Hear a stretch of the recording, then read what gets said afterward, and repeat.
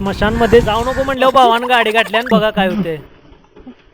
तर भावानो आज अशी सकाळच्या पारी किटली घेऊन चाललो दूध आणायला. गाडी तीन जरा पुसून घ्यायची म्हटलं असं करकरीत, परत मारली केकन चाललो दूध आणायला. रस्ता एकदम खतऱ्याच होता त्यामुळे इथनं पुढे काही व्हिडिओच केला नाही. डायरेक्ट दूध घेऊन घरला चालू, परत दूध ठेवला आणि चाललो पुढल्या कामाला. होंडाला आपल्या 1-2-3 पार्ट घालायचं होतं. 4-5 दिवस झाले घरातच पडलेलं, घेतला आणि निघालो मिस्त्रीकडे. पुढे जाऊन बघतोय तर काही अंगणवाडीचा स्टुडंट प्रॉब्लेम मध्ये होता. कुठे चाललाय?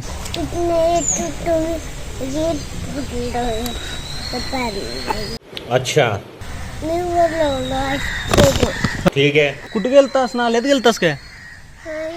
मग आता कुठे चाललायस? कुठे आहे घर? प्रॉब्लेम ऐकून झाल्यावर पुढे गेलो तर अजय दादा गाठ पडले. यो कवा नव्हती गाडी धुवायला बघा.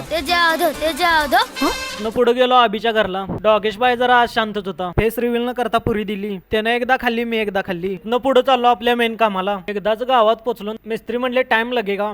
गौतमी उठ. हे उठवू नको बसलेत ग. उठ चल. हे शांत बस. गौतमी उठ. राधा पाटील, गौतमी मयुरी उत्तेकर. बघितलं काय? शाळेत कवा अभ्यास केला नसेल पण यांची नाव बरोबर पाठ केलाय बघा. न पुढे गेलो नदीकडं. अरे इकडे कशाला चाललायस? स्मशान मध्ये जाऊ नको म्हणल्यावर भावानं गाडी गाठल्या. पुढे काय झालंय आपण पार्ट 2 मध्ये बघूया.